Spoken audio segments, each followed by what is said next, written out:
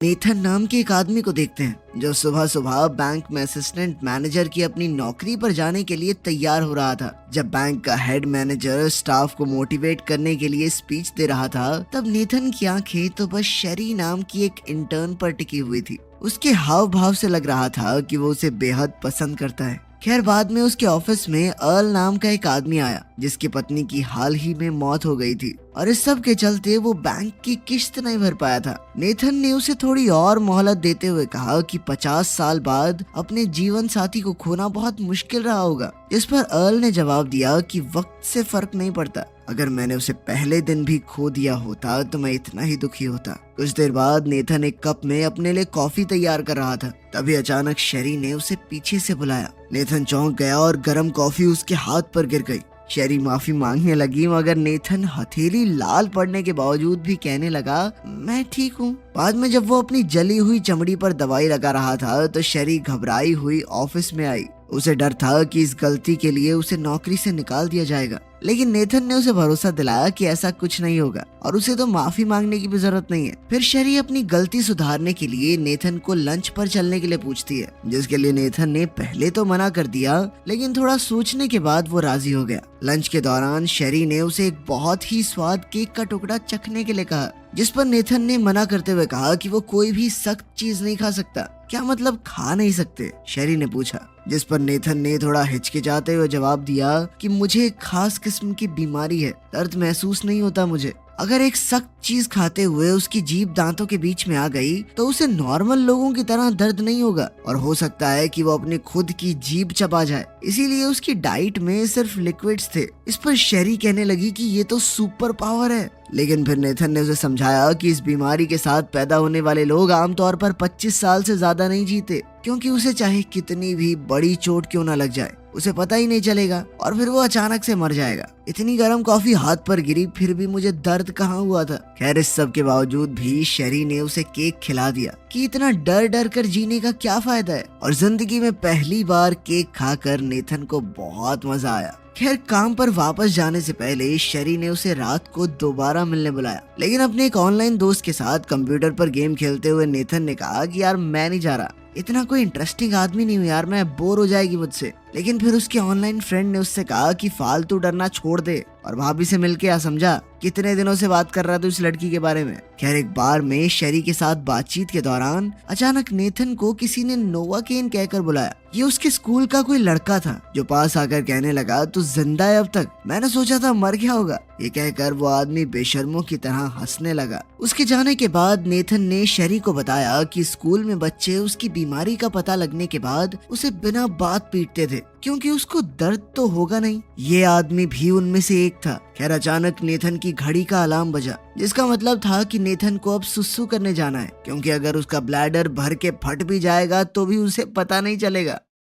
खैर, जब Nathan washroom से वापस लौटा तो उसने शेरी को उस आदमी के साथ हंसते हुए देखा। ये देखकर नेथन का मुंह तर गया। शेरी कहने लगी कि तुम दोनों पुरानी बातें भुला दो, चलो एक एक शॉट लगाओ। लेकिन ड्रिंक पीते ही वो आदमी खांस खांस कर पागल हो गया। दरअसल यही शेरी का प्लान था और उस ग्लास में शराब नहीं बल्कि बहुत ज्यादा तीखी मिर्चों वाली सॉस का मिक्सचर था, जिससे नेथन को तो कुछ नहीं हुआ ऑब्वियसली, लेकिन उस आदमी की हालत खराब हो गई। इसके बाद वो दोनों नेथन के घर पहुंचे, जहां शेरी ने उसकी बाजू पर टैटू देखा, लेकिन ये टैटू तो उसके पूरे शरीर पर था। और गजब की बात तो ये थी कि नेथन ने ये पूरा टैटू खुद बनाया था। उस रात वो दोनों एक दूसरे के काफी करीब आ गए। अगले दिन जब नेथन उठा तो वो बहुत खुश था। उसने शेरी को याद करते हुए अपना खाना तक चबा कर खाया, और जैसे ही वो बैंक पहुंचकर शेरी से बात करने के लिए उसके करीब पहुंचा, अचानक बैंक में 3 आदमी सांता क्लॉज की यूनिफॉर्म पहनकर घुस गए। सबको लगा कि ये कोई मजाक है, लेकिन उनमें से एक ने बंदूक निकालकर छत की ओर गोलियां चला दी। सभी लोग अपनी जान बचाने के लिए जमीन पर लेट गए। उन गुंडों के लीडर ने मैनेजर को उठाया और जल्दी से तिजोरी खोलने को कहा, लेकिन मैनेजर कहने लगा कि देखो अलार्म बजा दिया गया है, 3 मिनट के अंदर पुलिस यहाँ आ जाएगी, चोरी छोड़ो, तुम भाग जाओ यहाँ से। इस बात पर वो चोर इतना खिंच गया कि उसने मैनेजर को पीट पीट कर अधमरा कर दिया, लेकिन इस दौरान उसके चेहरे से नकली दाढ़ी हट गई, जिसके चलते मैनेजर ने चोर का मुंह देख लिया था। अपनी पहचान छुपाए रखने के लिए उसने अपनी बंदूक से मैनेजर का भेजा उड़ा दिया। इसके बाद उसने असिस्टेंट मैनेजर यानी नेथन को उठाकर तिजोरी के सामने खड़ा कर दिया। अपने सामने हेड मैनेजर की लाश देखकर नेथन सुन्न पड़ गया। चोरों के लीडर ने उसके पेट में कई मुक्के मारे, लेकिन नेथन को कोई फर्क ही नहीं पड़ रहा था। शेरी से ये देखा नहीं गया और वो नेथन को बचाने के लिए बीच में आ गई, लेकिन लीडर ने उसे पकड़कर अब उसके कान पर बंदूक रख दी। शेरी को मुसीबत में देखकर नेथन तुरंत कोड बताने को राजी हो गया। कोड पता लगते ही चोर ने नेथन के सर पर बंदूक का बट मार के उसे बेहोश कर दिया। उन्होंने सारा कैश अपने बैग्स में भर लिया, लेकिन पुलिस समय से पहले वहां पहुंच गई, जिस वजह से वो लुटेरे शेरी को बंदूक की नोक पर अपने साथ ले गए और पुलिस वालों को हथियार नीचे करने को कहा। वो इतने बेरहम थे कि उन्होंने मौका मिलते ही पुलिस वालों पर भी गोलियां बरसा दी। खैर जल्द ही नेथन को होश आया और जैसे ही उसे एहसास हुआ कि शेरी की जान खतरे में है तो वो दौड़ता हुआ बाहर पहुंचा। वहां उसे एक पुलिस वाला घायल हालत में मिला। नेथन ने अपनी बेल्ट उसके पैर पर बांधकर खून को बहने से रोका। फिर पुलिस वाले की बंदूक उठाई और उसी की गाड़ी लेकर चोरों का पीछा करने लगा। चोरों ने जैसे ही देखा कि एक पुलिस की गाड़ी उनका पीछा कर रही है तो उन्होंने नेथन पर अंधाधुंध गोलियां बरसानी शुरू कर दी, पर वो रुका नहीं। खैर आखिर में उसे चकमा देने के लिए चोर अपनी दोनों गाड़ियां अलग अलग दिशाओं में ले गया। नेथन ने थोड़ा हिसाब लगाया और उनमें से एक का पीछा करने लगा। गाड़ी का पीछा करते हुए वो एक पतली गली में पहुंच गया। जल्द ही उसने बेन नाम के उस चोर के ऊपर बंदूक तान कर पूछा कि शेरी कहाँ है। देख भाई, मुझे पैसों से कुछ लेना देना नहीं है, लड़की कहाँ है बता दे, मैं चला जाऊंगा। लेकिन उस गुंडे ने हिसाब लगाया कि इस बैंक मैनेजर को बंदूक के बारे में क्या ही पता होगा। उसने मौका देखकर नेथन के ऊपर हमला बोल दिया, जिस दौरान बंदूक पास ही में मौजूद एक रेस्टोरेंट की किचन में जा गिरी।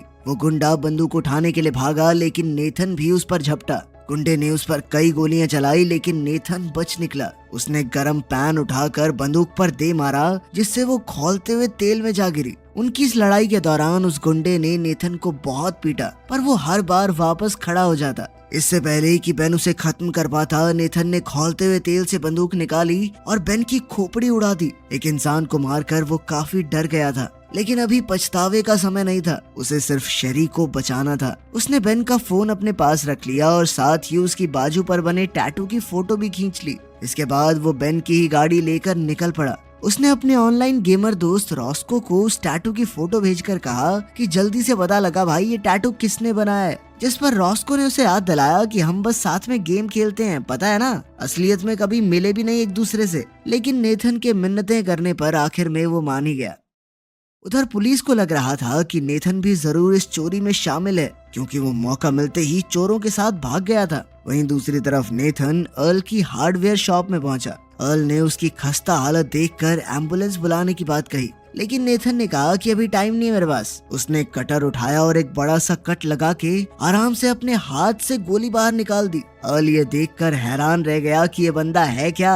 आखिर में फेविक्विक लगा के उसने कट को वापस से जोड़ भी दिया और चोरों के चुराए हुए पैसों में से एक गड्डी अर्ल को दे दी ताकि वो अपना लोन चुका सके। जैसे ही वो बाहर निकला, उसे रॉस्को का मैसेज आया जिसमें टैटू की दुकान का एड्रेस था। वो जल्दी से उस दुकान की ओर निकल पड़ा। दूसरी तरफ पुलिस को बेन की लाश मिल गई थी और किचन में मौजूद शेफ ने उन्हें नेथन के बारे में बताया। अब तो पुलिस अपने हीरो को कोई मास्टरमाइंड क्रिमिनल समझ रही थी। इंस्पेक्टर ने फिर भी एक बार उसके फोन पर कॉल करने की सोची, जो कि नेथन ने उठा भी ली। इस बात से पुलिस वाले काफी चौंक गए कि अगर ये कोई क्रिमिनल है तो फोन अब तक इसने ऑन क्यों छोड़ा हुआ है। नेथन ने उन्हें समझाने की बहुत कोशिश की कि उसे पैसों से कोई मतलब नहीं है, वो तो बस शेरी को जल्द से जल्द उन गुंडों से बचाना चाहता है और जिस लड़की ने उसकी बेरंग सी जिंदगी को मतलब दिया है वो उसे बचाने के लिए कुछ भी करेगा। लेकिन इस कॉल के दौरान पुलिस ने उसकी लोकेशन का पता लगा लिया। दूसरी तरफ बाकी के दो चोर अपने ठिकाने पर खड़े ये सोच रहे थे कि बेन अब तक वहाँ पहुँचा क्यों नहीं। आंद्रे नाम का चोर, जो कि बेन का भाई है, वो काफी चिंता में था कि कहीं उसके भाई के साथ कुछ गलत ना हो गया हो। लेकिन साइमन को पूरा भरोसा था कि बेन कभी भी आता ही होगा। तुम दोनों अपनी बकवास बंद करो, शेरी ने चिढ़कर कहा। तब हमें पता चलता है कि वो भी इन चोरों के साथ शुरुआत से मिली हुई थी, लेकिन वो इस बात से बेहद परेशान थी कि साइमन ने उससे वादा किया था कि वो किसी को चोट नहीं पहुंचाएगा, जबकि लूट के दौरान उसने हेड मैनेजर को जान से मार डाला। इस पर साइमन ने शेरी पर चिल्लाते हुए कहा कि ऐसा कुछ भी नहीं होना था। अगर तू अपना काम ढंग से करके उस असिस्टेंट मैनेजर नेथन का कोड पता कर लेती। इस बात से पता चलता है कि वो नेथन के करीब सिर्फ तिजोरी का कोड हासिल करने के लिए गई थी। खैर दूसरी तरफ नेथन उस टैटू वाली दुकान में पहुंचा, जहां टैटू बनाने वाला इंसान एक हट्टा कट्टा पहाड़ जैसा आदमी था। नेथन ने उसे अपनी छाती पर मौजूद खाली जगह पर बेन वाला टैटू बनाने को कहा। जल्द ही उसकी बातों से टैटू बनाने वाले को शक हो गया कि वो झूठ बोल रहा है, बेन उसका दोस्त नहीं है,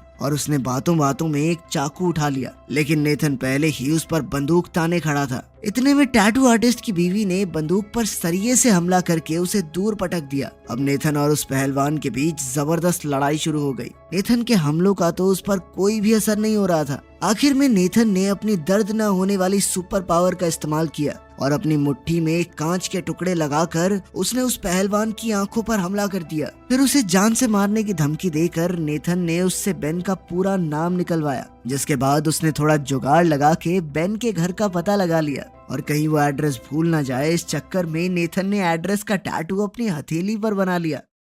उधर चोरों के ठिकाने पर आंद्रे ने कहा कि वो अपने भाई के घर जाकर देखना चाहता है कि सब ठीक तो है ना। इसी घर में इस वक्त नेथन घुस चुका था। उसने जल्दी से छानबीन शुरू कर दी कि कुछ ऐसा मिल जाए जो उसे शेरी तक पहुंचा दे। इस घर में एक से बढ़कर एक हिडन ट्रैप्स थे जो शायद किसी आम इंसान को तो मार ही देते, लेकिन अपना हीरो कोई आम आदमी नहीं है। तीर टांग के आर पार हो गया, लेकिन मजाल है भाई ने उफ तक की हो। अब वो हर एक कदम फूक फूक कर रख रहा था और जल्द ही उसे एक कार रिपेयर शॉप की यूनिफॉर्म मिली जहां बेन काम करता होगा। वो जल्दी से वहां जाने को तैयार हो गया, पर तभी अचानक उसका पैर एक फंदे में फंस गया और अब वो छत से उल्टा लटका हुआ था। उसने जल्दी से रॉस्को को फोन करके वहां आने को कहा, जिसके लिए रॉस्को ने सीधा मना कर दिया। लेकिन फिर नेथन कहने लगा कि पूरी जिंदगी उसका कोई दोस्त नहीं रहा। रॉस्को के लिए शायद वो एक ऑनलाइन फ्रेंड होगा जिसके साथ वो गेम खेलता है, लेकिन नेथन के लिए वो उसका इकलौता दोस्त है। ये इमोशनल स्पीच सुनकर रॉस्को भी उसकी मदद के लिए राजी हो गया। खैर जल्द ही बेन का भाई आंद्रे घर में दाखिल हुआ। वो अंदर घुसते ही समझ गया कि यहाँ कोई तो आया है। जल्द ही उसने हॉल में नोवाकेन भाई को उल्टे लटके हुए देखा। उसे देखते ही नेथन ने एक्टिंग शुरू कर दी। भैया मुझे छुड़वा दो, मैं तो गलत घर में आ गया, चोर हूँ, छोटा सा गलती हो गई मुझसे।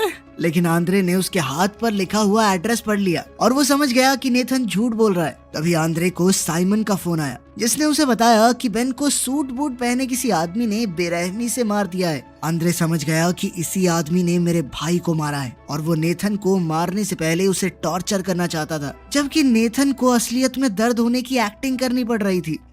भैया मत करो, भैया दर्द हो रहा है। लेकिन इससे पहले कि आंद्रे नेथन का खेल खत्म करता, रॉस्को ने ऐन वक्त पर पीछे से आकर उसे बेहोश कर दिया। रॉस्को ने उसे फोन पर बताया था कि वो 6 फुट 4 इंच का हट्टा कट्टा आदमी है, जिसके बाल इतने लंबे हैं कि चोटी रखता है। अब अपने सामने इस मोटे छोटे टकले को देखकर नेथन थोड़ा हैरान हो गया। खैर इससे पहले कि वो वहाँ से निकल पाते, आंद्रे को होश आ गया और उनके बीच में एक बार फिर से लड़ाई छिड़ गई। वो उन दोनों पर ही भारी पड़ रहा था, लेकिन आखिर में नेथन ने जैसे तैसे अपने पैर में लगा वो तीर आंद्रे के सर के पार कर दिया।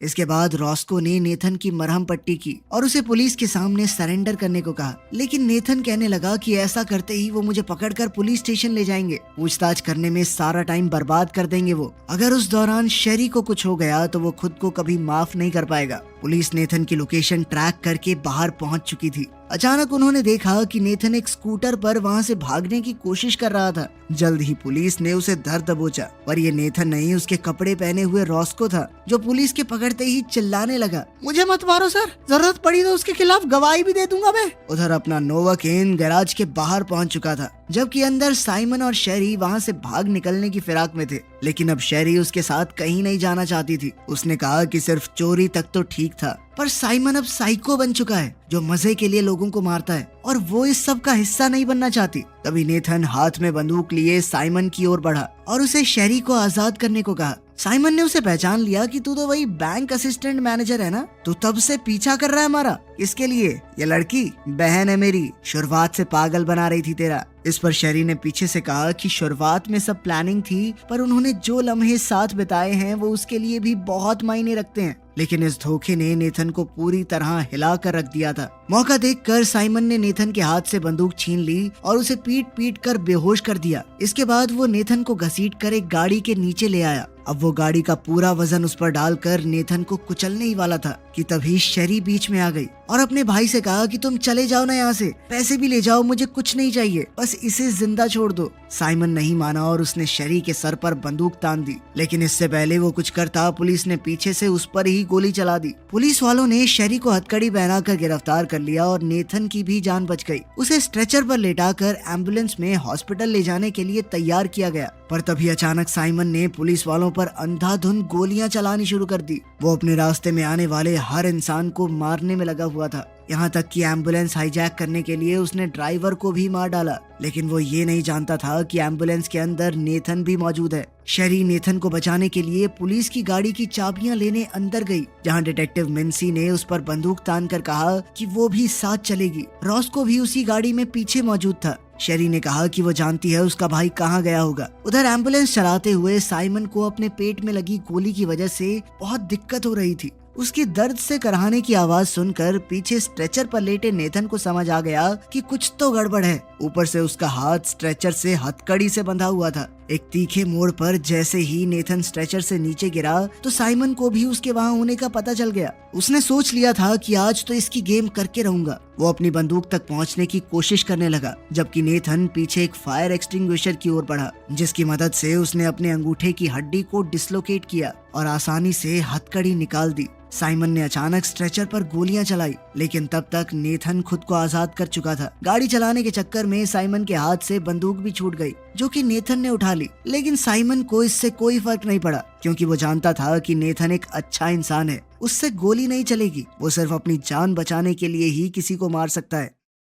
उधर शेरी ने बताया कि उनका प्लान एक बोट से भागने का था, तो उसका भाई वहीं जा रहा होगा। वहीं नेथन को एम्बुलेंस में शॉक देने वाली मशीन मिली। उसने इसे अपने शरीर पर लगाकर अपना हाथ नेथन के मुंह पर लगा दिया। अचानक करंट लगते ही साइमन से गाड़ी का कंट्रोल छूट गया और एम्बुलेंस पलट गई। अब वो गुस्से में नीचे उतरकर नेथन को बुरी तरह पीटने लगा। इतने में शेरी भी पुलिस की गाड़ी में वहां पहुंच गई। डिटेक्टिव मिन्सी ने उसे अपनी बंदूक देकर कहा कि चाहे वो तुम्हारा भाई है, पर उस दरिंदे को छोड़ना मत। मिन्सी को भी गोली लगी थी, तो शेरी ने रॉस्को से कहा कि वो उसे जल्दी से हॉस्पिटल ले जाए। उधर साइमन ने नेथन को मार मार के उसकी हालत बुरी कर दी थी। उसे दर्द भले ही ना हो रहा हो, पर अब उसके शरीर में खड़े होने तक की हिम्मत नहीं बची थी। इससे पहले कि साइमन उसे खत्म कर पाता, शेरी ने पीछे से उसकी छाती में गोली मारी, जिसके बाद साइमन जल्दी से भागा। वो मौका मिलते ही शेरी पर कूद पड़ा और बंदूक दूर फेंक दी। अब वो अपनी ही बहन को बुरी तरह पीटने लगा। नेथन को अपना दर्द भले ही न महसूस होता हो, पर वो शेरी को दर्द में नहीं देख सकता था।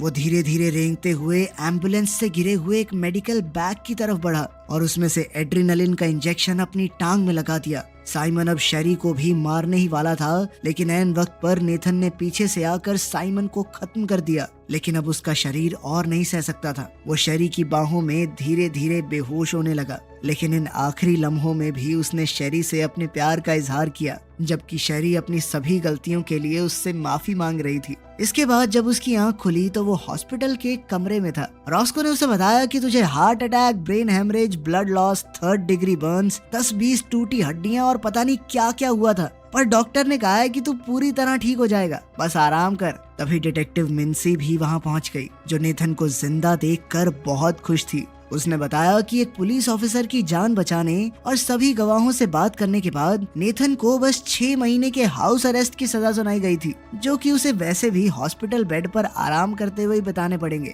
इसके अलावा शेरी को भी बस 1 साल की जेल हुई थी। और फिल्म के आखिर में हम नेथन को जेल में शेरी का जन्मदिन मनाते हुए देखते हैं। जल्द ही वो भी आजाद हो जाएगी और फिर वो हमेशा साथ रह सकेंगे।